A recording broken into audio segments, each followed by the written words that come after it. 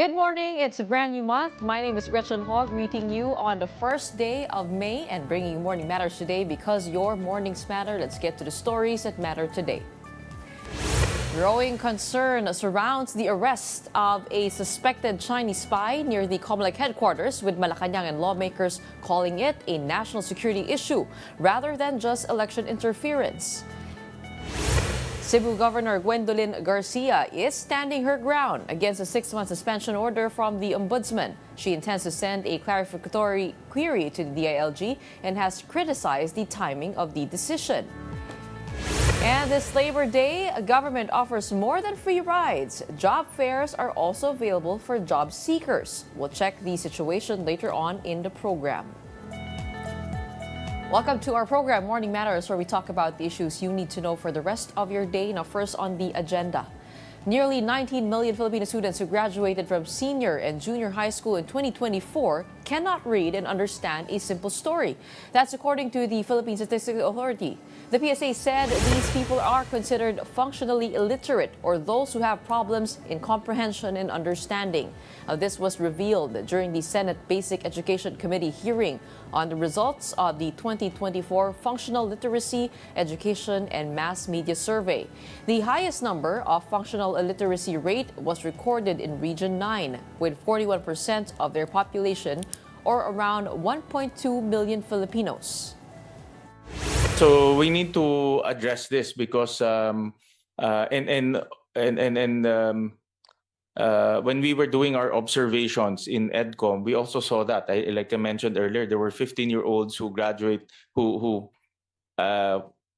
went through the system, their junior high school, but they cannot read a simple story. No, so it's actually happening on the ground. No, actually happening on the ground, and that should not happen. This is their DepEd should already be proactive in making sure that no one will graduate not being functional literate. Despite the Ombudsman's 6-month suspension order, Cebu Governor Gwendolyn Garcia vows to continue her duties while her team seeks clarification. Here's the report. I have decided to stay put in office and continue to serve as the governor of this great province of ours. And I am not stepping down. Cebu Governor Gwendolyn Garcia stands firm. She's not stepping down despite a 6-month suspension order from the Ombudsman. The order stems from a grave abuse of authority complaint filed against her. In May 2024, at the height of Cebu's water crisis, Garcia issued a special quarry permit to Shalom Construction Incorporated without the required environmental compliance certificate and other documents. Garcia denied the accusation, presenting a copy of the ECC from the DENR and insisting the project was legal. Her camp argued the initiative was approved by the provincial board, which declared Cebu in a state of calamity due to a water shortage. Garcia now plans to send a clarificatory query to the DILG regarding the suspension. She also questioned the timing of the order. Public officials may not be suspended unless it is duly approved by the Comelec. Whatever the motivations may be, I will not be perturbed. I will continue to serve the Cebuanos in the best possible way that I can within the bounds of law. According to the Comelec, no official may be suspended during election season without its approval. However, if the case involves corruption, the Ombudsman may act without Comelec clearance. Meanwhile, cardinals from around the world met on Wednesday for a general congregation to prepare for the conclave. Around 135 cardinals under the age of 80 are eligible to vote for the new leader of the Catholic Church. While the previous two conclaves in 2005 and 2013 each concluded within 2 days, there is speculation this time the process could take longer. Many of the cardinals appointed by Pope Francis are meeting each other for the first time. Don't go away. Morning Matters will be right back after a short break.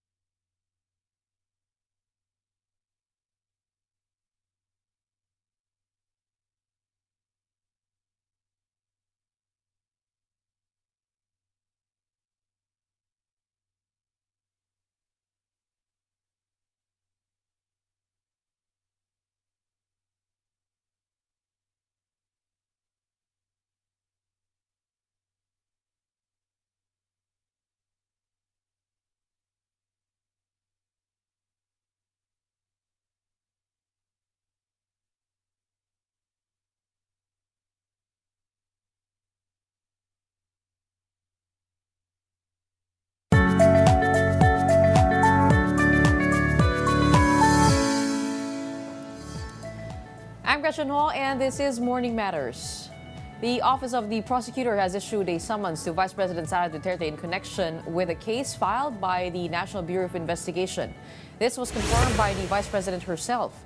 In February, the NBI filed charges of grave threat and inciting to sedition against Duterte before the Department of Justice. The case stems from her statement that she had contracted someone to assassinate President Bongbong Marcos, First Lady Liza Marcos, and Speaker Martin Romualdez if she were to be killed first. Prosecutor General Richard Fadulion said the preliminary investigation on the charges has been set for May 9 and 16. Ako man ay naka-receive din kanina ng summons sa Office of the Prosecutor sa final ng National Bureau of Investigation na kaso laban sa akin. Airport security personnel are no longer allowed to touch passengers' passports. That's according to the Ninoy Aquino International Airport, or NAIA. Instead, travelers must personally hold and present their valid ID or travel documents during inspection. The new rule comes after a torn passport incident at an airline check-in counter in Terminal 3, though officials clarified that no NAIA security staff were involved. Transportation Secretary Vince Dizon said the policy aims to protect passengers and prevent travel disruptions caused by damaged documents. Sa ngayon, wala pa kaming nakikitang proof na may modus. Pero syempre, hindi tayo pwedeng maging lax. No? Kailangan, iimbestigahan natin ang mabuti. In addition to free rides, the government is hosting job fairs today in celebration of Labor Day. And for more details on that, let's check in with mobile journalist Marymon Reyes. Marymon, what's the latest from there? What jobs are available? Good morning, Gretchen. In celebration of the 123rd Labor Day, itong Department of Labor and Employment, NCR, they are offering more than 70,000 job opportunities to Filipinos today, May 1. And this is in partnership with the Public Employment Service Office o PESO ng mga LGU, pati na rin ang TESDA o yung Technical Education and Skills Development Authority. As of press time, over 750 employers ang nag-confirm na magpa-participate sa simultaneous job fair na ito. So from restaurants to government offices to even yung mga derma clinics, nandito sila at open sila for hiring. Pero dito sa likuran ko, kung makikita nyo, hino-hold pa yung mga hopeful participants kasi hinihintay pa yung ibang mga employers, and around 8:30 or mga 10 or 9 a.m. daw mag-start talaga pagka mas marami na o nakompleto na yung mga employers dito, Gretchen. Okay, what industries are likely to have the most number of openings for our kababayan? So far sa pagtatanong natin, Gretchen, yung mga government offices daw, they're expecting an influx of applicants or yung mga mag-i-inquire, lalo-lalo na pagdating sa mga government office work, sa iba't ibang mga slots. Kasi even ang PNP, even ang DOLE, meron sila dito. Ang TESDA, meron din silang ino-offer dito na courses, free trials ng kung ano yung skill set na gusto nilang subukin. And nakuha din natin na impormasyon mula sa Department of Migrant Workers, merong 11 licensed recruitment agencies ang magpa-participate dito at mag-aalok din sila sa job fair. And they're offering more than 4,700 job opportunities for both land-based and sea-based na workers nila. So within the day, we are expecting, kasi meron ding event sa taas ang DOLE at saka ang TUPAD kung saan pupunta later on si President Bongbong Marcos. And yung mga yun daw ay open din para mag-participate dito kung sakaling gusto pa nilang madagdagan ang kanilang skill set or work. Gretchen. Okay, Marymon, nakita natin yung latest data from PSA na marami sa mga nakagraduate ay may functional illiteracy. Ano naman yung education requirements, no? May minimum ba pag pumunta dyan? So far, that depends doon sa pinaka-employer na nandito. Kasi for example, doon sa TESDA courses, since alam natin sa TESDA, very open siya kung meron mga degree, kung wala, kung ano ba yung highest educational attainment nila, kung may experience ba or may skill set na silang hinahanap. So that would really depend. Pero ang pinaka-naririnig ko dito, kung sakali man na may mga pupunta dito na who are hopefully finding or hopefully may maland sila na trabaho today, usually ang hinahanap sa kanila resume, CV, other personal information sheet just to show and yung identity nila mismo is siguradong nag-a-apply talaga sila ng trabaho, Gretchen. Okay. So, yung yung mga openings naman pagdating naman sa mga BPO, marami pa rin ba? I mean, are you seeing that industry over there? And meron ba tayong mga bagong industriya katulad ng AI? Alam ko pa bukas pa lang diyan pero sa mga nakikita mo, kung yung AI, meron ba silang hinahanap ng mga skilled workers for that industry, mga bagong jobs? Yes, Gretchen. Meron mga IT firms dito, pero so far, kung related talaga siya kay AI alone specifically, so far wala pa tayong nakikita. Usually, nakikita natin dito corporate offices, hotel works, administrative positions, and plus nga yung government employees na hinahanap nila dito. Pero titignan natin, baka later on may makita tayo dito na naghahanap na ng mga specialists pagdating sa AI. Sa government, ano naman mga departamento yan? So far, nakita natin dito, DOLE, ang PNP rin, bukas din sila dito at nagre-recruit din sila. Ang TUPAD, nandito rin sila. And yung iba pa, nandito sa likuran natin, ang PESO, nandito, ang Occupational Safety and Health Center, ang Labor, dito. Ito, sinasabi natin na one-stop government services naman para naman doon sa may ibang mga related na concerns, pwede rin silang pumunta dito. We have yung Pag-ibig Fund, OWA, NBI, DTI, BIR, at marami pang iba, Gretchen. Okay, Marymon, meron ba tayong statistics on the number of unemployed college graduates or the percentage of the unemployed among our workforce? So far, Gretchen, ang malinaw na numero pa lang na meron tayo ngayon is yung lumabas doon sa isang Senate hearing na over 24 million nga na mga from 10 years old to 64 years old, including yung over 19 million na senior high school at junior high school graduates na illiterate. Ito pa lang yung nakukuha nating datos ngayon. And may implication nito na pagdating sa kanilang paghahanap ng trabaho, posibleng magkaroon din sila ng complications. If not, baka magkaroon lang sila ng issues along the way. Pero ito yung isa sa pinakakailangan din na ma-address yung education gap para sa long-term na benefits ng mga estudyante, Gretchen. Okay. May mga nakausap ka ba dyan? At ano nang sinasabi ng mga ating mga kababayan na nakapila ng maaga dyan sa SMX? Gretchen, itong mga nasa likuran ko, yung ilan sa mga yan, dumayo pa sila. Though NCR lang ito at Metro Manila ito, pero yung iba, since ito yung alam nilang mapupuntahan nila na pinakamalapit din naman sa kanila. Pero meron din naman sa Ortigas, meron sa Pasig, meron sa Parañaque na mga job fairs din na simultaneous na ginagawa nito. Pero pinakasinasabi nila sa atin, masyado na raw mataas ang presyo ng bilihin ngayon, kaya kailangan na raw nila, if not to add another job to their list, or makahanap pa sila ng mapagtatrabahuhan na makakapagbigay sa kanila ng convenience of living na so far sana mas okay daw sa current state nila, Gretchen. Siyempre, meron tayong mga unemployed at meron din tayong mga underemployed. No? So again, on a final note, for those who would want to make their way to the job fair, what do they need to bring and until when is that open? So for itong job fair, simultaneous job fair across Metro Manila, isasagawa siya today, May 1.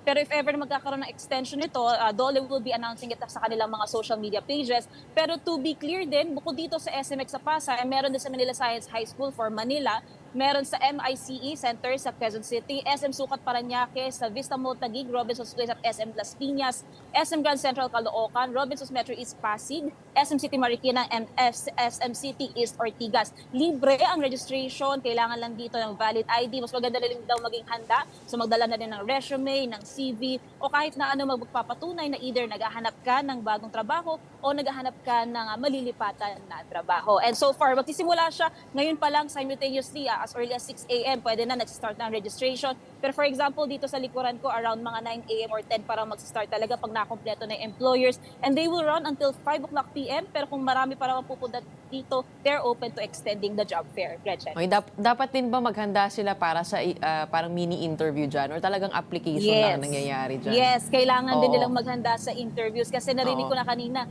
i-ready nyo na yung mga questions kasi kailangan daw, masagot daw ito ng maayos para maintindihan talaga ng employers kung willing at handa ba talaga mag-apply para sa trabaho etong job seekers. So may preliminary interview pagdating dyan. Alright, so better come with your best selves and all the IDs you can figure out and mga clearance, yan ang mahalaga. No? But in the meantime, thank you so much for joining us on Labor Day. Hopefully, maraming magkatrabaho pagkatapos ng araw ngayon at maging maganda ang ating panimula ng month of May. That was mobile journalist Marymon Reyes joining us from the SMX Convention Center in Manila. Don't go away. More matters to discuss after the break. Keep it here on One News.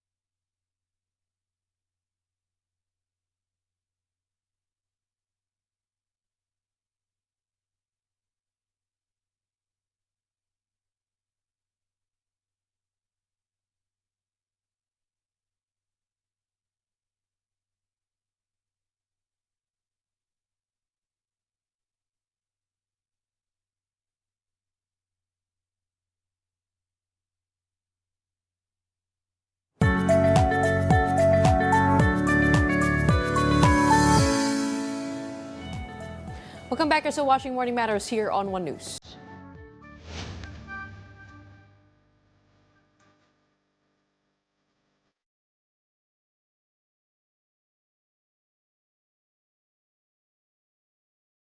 NBI reveals it has been tracking the alleged Chinese spy near the Comelec office since April 24.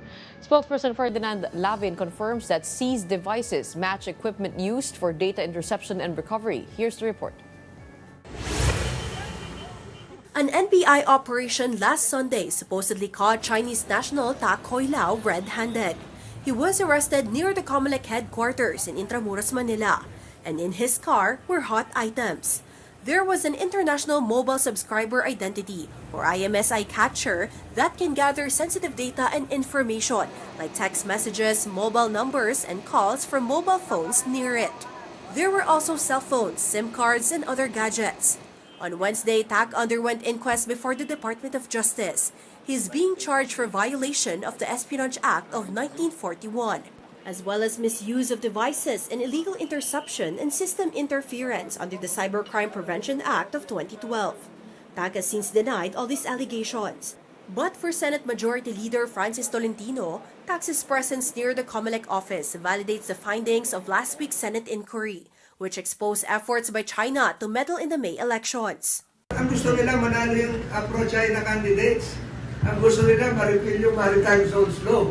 Ang gusto nila, bumaba yung depensa natin at makuha nila ang Pilipinas at maging probinsya tayo ng China.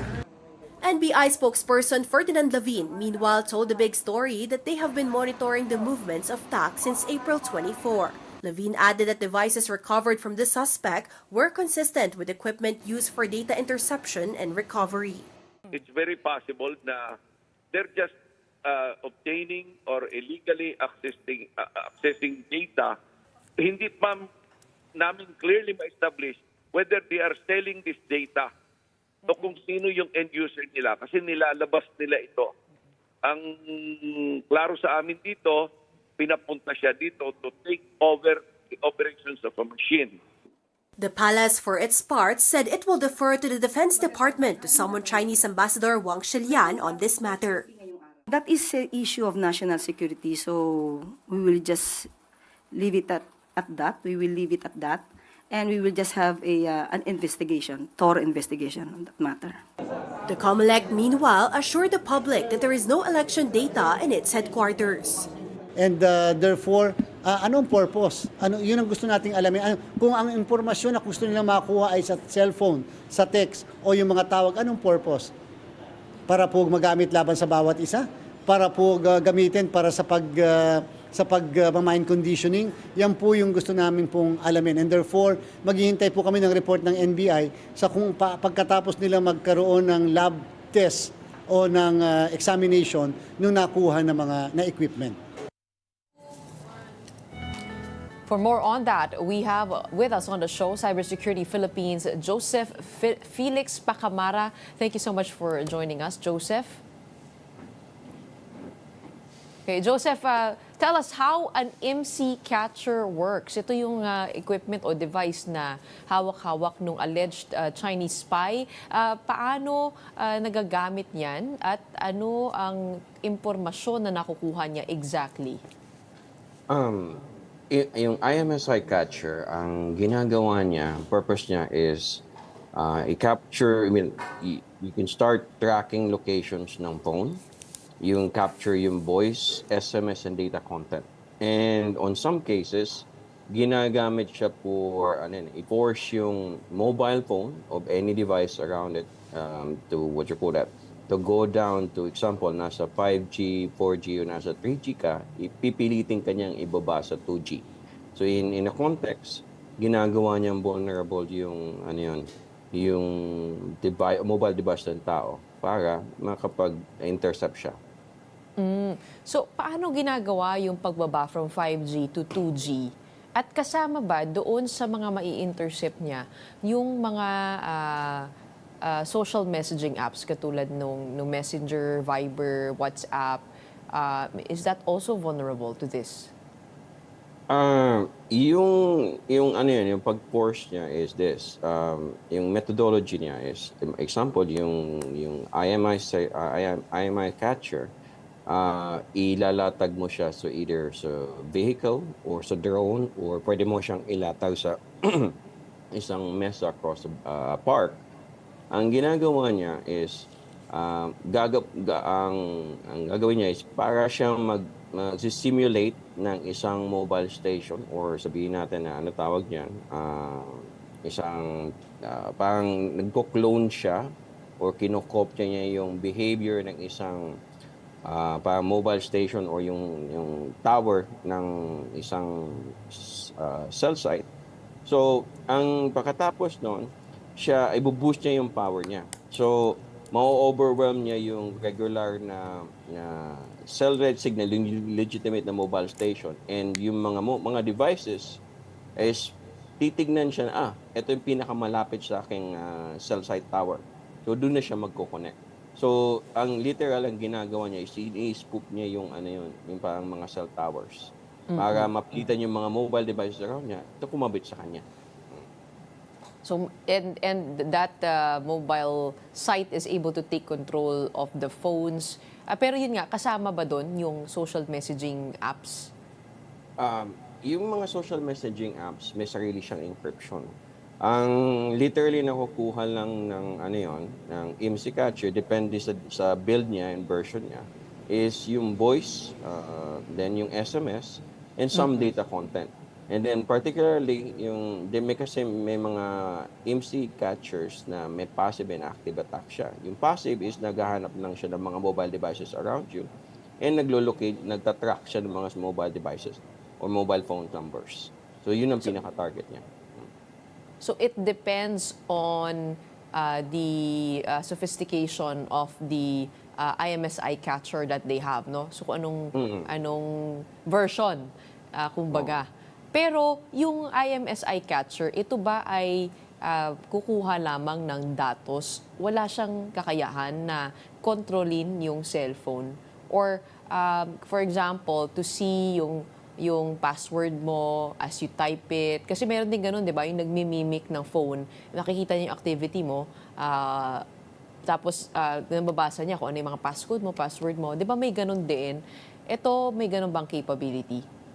Ang blended attack na yon, ibang method of attacks na siya. Okay. Dahil, as example, may na-track ka ng yung IMSI, ginamit sa'yo, na-identify yung number mo, right? So, na-identify yung number mo, ang susunod na usually na gagawin ng attacker is magpapadala sa'yo ng, sabihin natin, SMS or any other messaging methodology na pwede kang padala niya ng apps. Ibang combination na siya. Pero from the start, yung IMSI, ang goal lang niya is to start tracking devices around the area, capture voice, SMS, and data contact. Okay. Now, what could that IMSI catcher have caught near the Comelec office, and what do you think was it targeting? I mean, there are so many speculations, but taking a look at the specific location outside the Comelec office, ano kaya yung maaari niyang nakuha? On a standard IMSI, okay, activity or campaign, usually ang kinakapture niya, if they would be doing it against a particular, sabihin natin, a company or a government agency, lahat ng phone numbers nun, kina-capture na. Ililista niya sa database at dun siya that will be the start. And from there, you can start, depending on the version that they're using or build, they can start listening to phone calls and start looking at SMS transaction between those phone numbers and among other things. So everyone in a certain facility na tina-target niya, I cannot speculate kung anong nasa Comelec na kinuha ng tao, pero this is an example. If they do target a particular facility or say a company, yung lahat ng number ng tao doon, lahat ng usapan, pwede niyang pakinggan depending on the version. And then yung mga SMS communication nila, nakaka-capture din niya. Yung CRI, mga phone-related activities, nakikita niya. And natatrack niya kung sino yung pumapasok na bagong number, which is can be another person or among or devices in the area. What about conversations over the phone made outside the is that 500 or 300 kilometers up to yung distance po niya, may radius siya, 'di ba? Ano po yung radius po ulit nito? Depending on the version, ma'am. It can be from 100 meters to 1 kilometer. So yung conversations made outside that radius, masusundan ba yun? I mean, pag nakuha na yung number, pwede nang sundan outside when these people are outside of office. Yes, ma'am. They can be tracked. Okay. How about voter information? Because it has also spurred fears that this might lead to election interference. Usually, ma'am, ang target lang nito is mobile devices, either with SIM card or without SIM card for the matter. Or dahil ang tina-capture lang niya is yung yung mobile subscriber data. So, yun lang siya. Unless may blended threat na siya o combination of attack na siya from the mobile phone, they can send among other things. Yung target niya, pinadalhin niya yung data. It can, combination attack na siya. Pero by IMSI by itself, for kuwan lang siya, ma'am, for sabihin natin surveillance lang Listening, siya. oo. On a final note, super mabilis lang. Ito po ba ay mabilis lang makuha, ma-obtain yung IMSI? For the past, sabihin natin, 5 years or so, madali na siyang i-assemble and madali siyang makuha sa market. All right. Thank you so much for explaining that piece of technology with us and what has been vulnerable to that. We have Joseph Felix Pacamara of Cybersecurity Philippines. And now to give us more context on this issue, we are now joined by Senator Francis Tolentino, Chairperson of the Senate Committee on Admiralty and Maritime Zones. Thank you so much, Senator, for joining us on Labor Day. Good morning, Gretchen. Good morning to you. Happy Labor Day. Happy Labor Day. Okay, Senator, sabi po ninyo na itong election interference, hindi lang ito one time, no, but part of a long time plot. What did you mean by that? You see, if you tie all the dots, submersible drones has been going on several years. 5 pa lang yung nahuli natin. Ang sabi, Navy, tip of the iceberg. There must be hundreds out there na umiikot the drones. Never denied by China, even SIM card China Telecom. The spy arrested, not just near the Comelec premises, but even the spies arrested El Grande Subic, yung Palawan 5, malapit sa Makati, and hindi rin dinidena yun. Cases were filed against them. Yung lumabas sa hearing, yung the check paid with the embassy, the contract I showed, the contract between this embassy and the Infinitus Group, never denied, not denied. The sudden disappearance of the words West Philippine Sea in the Google, which resurfaced again today. Nangyayari ang mga ganyan. And then ito yung Chinese spy near the Comelec premises. So if you connect connected lahat to, being orchestrated, China. Kaya sinasabi ko, look at the lessons of history. In 2019, 2021, Canada, the Canadian Parliament produced a detailed report. The first part was 109 pages. You can look at the reports online, Gretchen. Alam ko magaling ka dyan. Detailing how China interfered in the elections. The same is true with Australia and New Zealand. The same is true with other countries. It's true with what happened in the political exercise in California. What attended and was accepted as manager of a candidate, a Chinese. So, ganito kalalim na yung mga nangyari. And the overall goal, Gretchen, is really to undermine Philippine democratic process, our system, and eventually to collapse, dilute the resolve of the Filipinos, of the Philippine government to fight black Chinese interference, especially as we know West Philippine Sea. Kay Senator Francis, medyo choppy po yung signal po ninyo, no? Pero medyo naiintindihan naman po namin. You were referring to a 194-page Canadian parliamentary report on Chinese election interference in 2019 and 2021. Pero kung babasahin po natin, ano po yung patterns of spying that they saw? Para malaman po natin, meron po bang pagkakahalintulad sa nangyayari ngayon sa Pilipinas? So, nabanggit ng National Security Council that there are sponsored candidates. Nabanggit ng National Security Council that China would prefer a set of candidates or a certain candidate, especially for the senatorial race, to win because that would be for their own interest. So nabanggit na po yan. It's all out there. It's all out there. And if you will look at the recent Yabra report, which was by Reuters, mas maintindihan yan. Pero dito po, doon sa interview po namin, doon po sa Cybersecurity Philippines, yung IMSI catcher ay pwede lamang makinig doon sa conversations on the device, but not really target the voters' data doon sa local absentee voting natin. I mean, ano kaya yung parang gusto nilang makuhang impormasyon doon? And if you take a look at the devices na nakita po natin, hindi naman sa ina-undermine po natin ito, but mabilis nang mabuo ng kahit sino.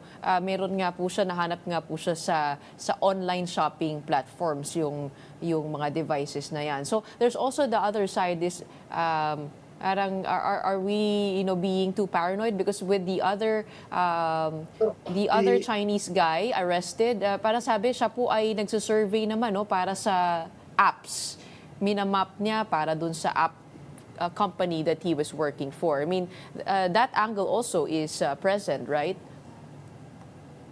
Alam niyo po, it's not the first time na nahuli sila sa Intramuros area. Last January 2025 po na ganong incident. So, the mere fact that it is capable of intercepting messages is a concern enough. Imagine kung nag-uusap yung mga official natin doon, tapos nasasagap nila. Hindi pa po yun pag-ispiya. Kung saan sila magkikita, kung saan, ano yung i-agenda, halimbawa. So, they can do something. So, it doesn't have to be your present number. It doesn't have to be anything that would involve the machines. So, interference na po yun. So, we'll find out from the NBI. I'll be conducting another hearing this coming Monday. And we'll see kung ano po yung kalalabasan nito. But all of this have yet to be denied by the... Sabi niyo po, the NSC has a report on Chinese-sponsored candidates. Would we have a list of that? And also, we know you to be one of those vocal on the West Philippine Sea. Are you also being targeted by these troll farms that you are investigating over at the Senate? Opo, yung primary target nila. Nung pinirmahan po yung Republic Act 12064, yung Maritime Zones Law noong November 8, umulan na po. Halos bumara na po yung page ko ng Batikos. Ako po yung primary target nila kasi ayaw nilang mapasa yun. So yung mga listahan sinasabi nyo, ay siguro po I'd rather defer to the National Security Council or NSA. Okay. When it comes to the Senate Special Committee on Maritime and Admiralty Zones public inquiry, are we expecting to invite the troll farm? Troll farm po ba ang tawag sa kanila? Sorry. Yung Infinitos. PR firm. Yes, PR firm. No, Infinitos. Yes. Are you inviting them? Yes, yes, invitations were sent yesterday.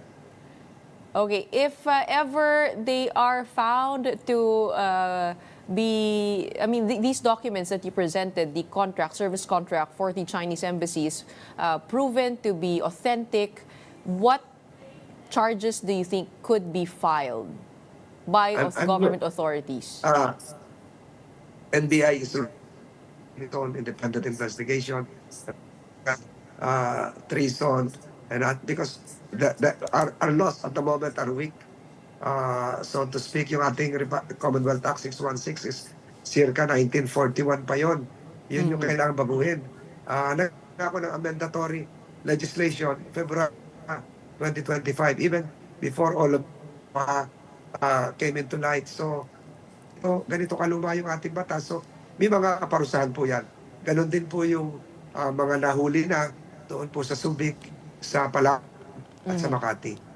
Okay, what are you hoping to change with the pre-existing law? Heftier penalties, perhaps make some of the crimes committed as non-bailable.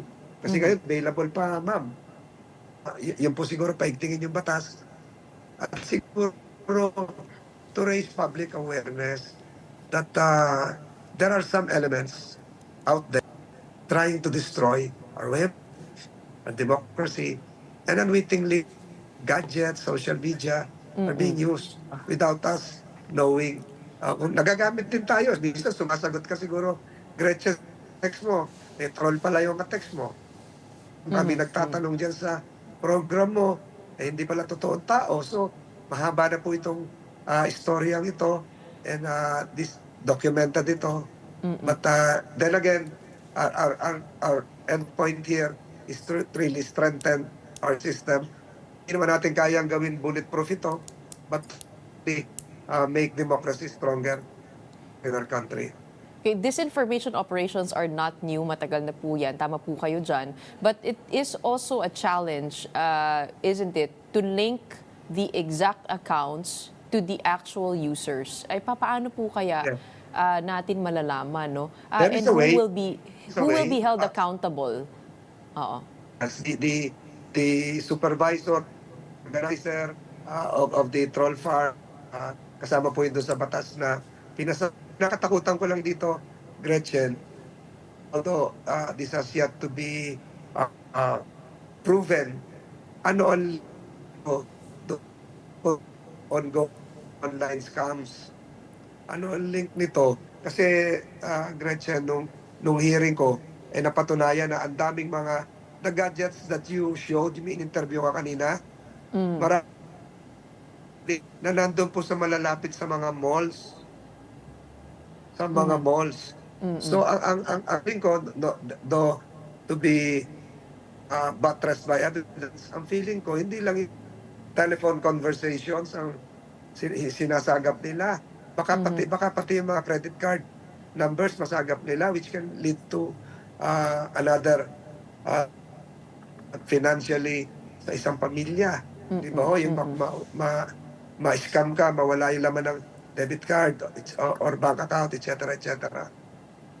Senator, do we have more information on what kind of information has been taken by these alleged Chinese spies? You better follow the proceedings on Monday, Gretchen. Okay. Ilalabas niyo po doon. Opo. Which one? This one? This latest one? You outside the Comelec office? Lahat-lahat na po siguro, Gretchen. Lahat-lahat na po siguro. Okay. When it comes to the hierarchy of accountability, sabi niyo po yung supervisor ng troll farm, malamang yan po yung maaaring kasuhan. Ano? Pero yung mga pumapayag po na mabayaran to do this kind of work, could they also be traced realistically? That will be part of the amendatory law because they're considered as accomplices or accessories that matter. Kasi maliwanag doon sa mga akong documentary evidences, yung mga screenshots, binibigyan sila ng instruction. O tirahin mo si ganito. Tirahin mo si ganito. I-amplify mo yung ganito. And then nag-report sila sa Chinese Embassy, doon sa Director for Communications. Ito na po yung app namin. May 50,000 organic. Ito po yung resulta, etc., etc. Following the instructions. At saka, binibigyan pa ng news. May pag yung tumaas yung engagement. So, pwede sila kasi hindi lang ito naging tao, knowingly they participated. Knowingly they participated in a concern to undermine the government of the Republic of the Philippines. Okay, Senator, what kind of law are you looking at? No, this is different from the strengthening of the definition of treason. Yung meron po kayong pinopropose yung parang counter Foreign Espionage Act. Pagdating naman po dito sa mga troll farms, ano pong legislation ang nasa isip po ninyo? I'm looking at alam mo, naaral ko nung araw yan matagal-tagal na rin sa Colombia yung the Filipino version of the GDPR. GDPR has been very effective in terms of enforcing compliance within the European Union. Sumusunod yung Meta, sumusunod yung Instagram, sumusunod lahat. So this is one way of policing their ranks through regulations. So pwede natin hindi naman gayahin. Sumunod sila sa GDPR sa Europe. So gagawin din siguro sa Pilipinas yan.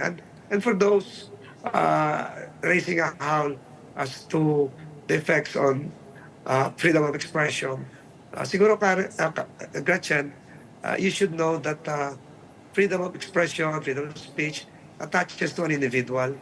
It comes to troll or fake accounts, hindi naman po. So dapat po siguro maunawa that the state has a right to preserve itself.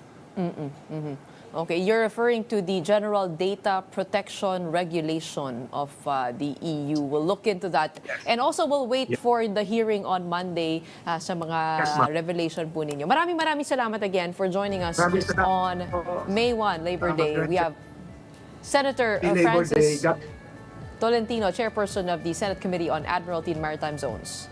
Stay tuned. Morning Matters will be right back right after a short break.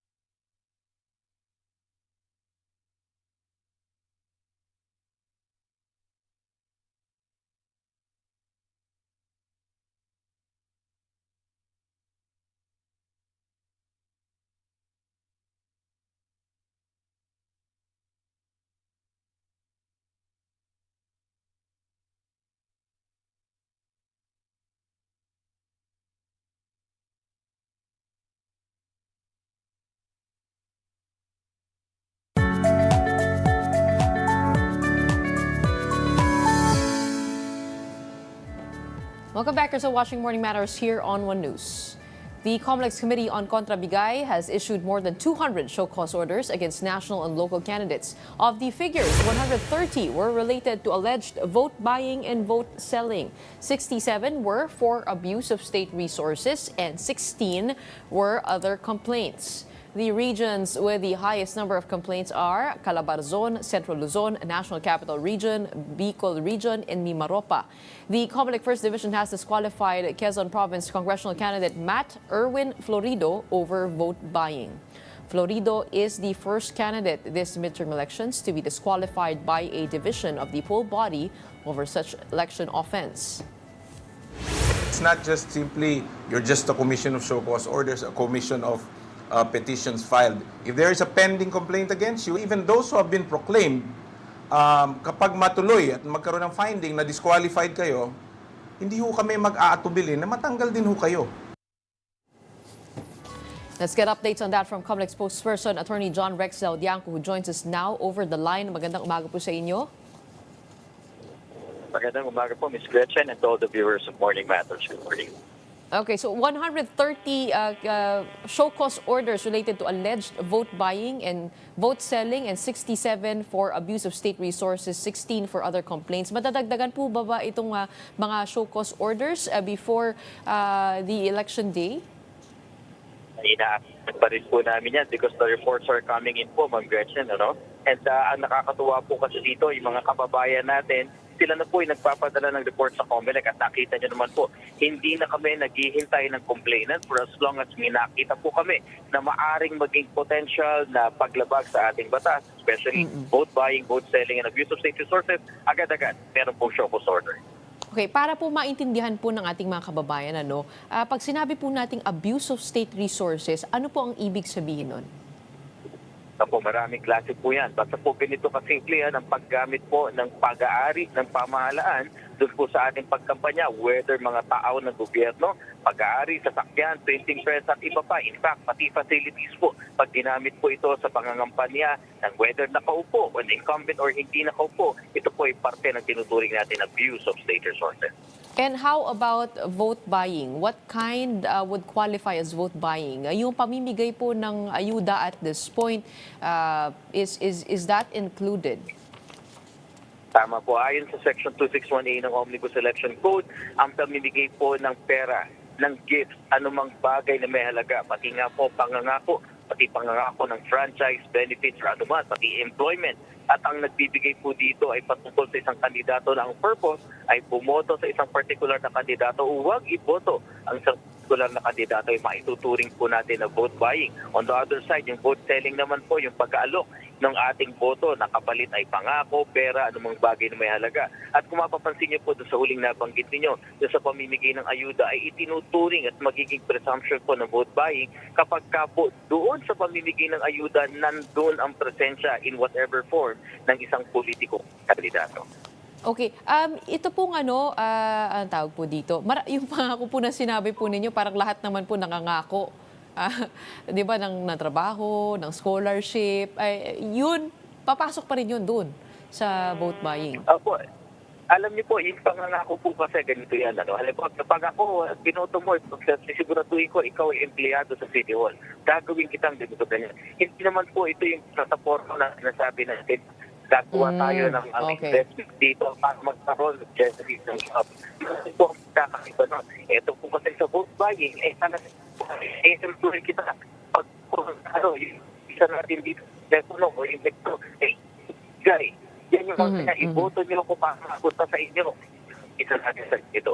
Yan po yung tinuturing ng vote buying. Okay. Spokes, ito pong ombudsman ay naglabas po ng desisyon regarding Governor Gwen Garcia and the suspension. But sabi po nila ay Comelec po ang mag-decide tungkol dyan. Do we have an update on that? On the suspension of Governor Gwen Garcia?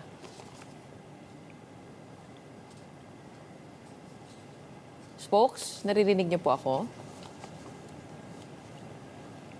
It looks like we lost Comelec spokesperson John Rex Laudianco. We have questions still on Governor Gwen, whether the suspension or preventive suspension of the ombudsman will hold, given that it is suspensions are not allowed 45 days before an election. Another question is if the Comelec will allow the sale of 20 pesos a kilo for rice in the Kadiwa ng Pangulo store. So we will get to those questions later on in the day. But in the meantime, maraming salamat to Comelec spokesperson Attorney John Rex Laudianco.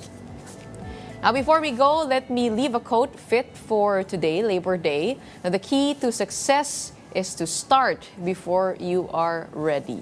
That is, I guess, a very fitting motto for all the aspiring entrepreneurs, for those looking to start something, looking for a new idea, ay magsimula lang kahit hindi pa handa, kahit marami pang mga takot at pangamba. Subukan nyo lang one step, one foot at a time. But before you get to begin anything, rest is of course important. So we do hope that you take this day, this holiday, to rest and relax and to visualize the kind of future that you want. And that's it for today's episode of Morning Matters. My name is Gretchen Ho. We are One News, all sides, all the time.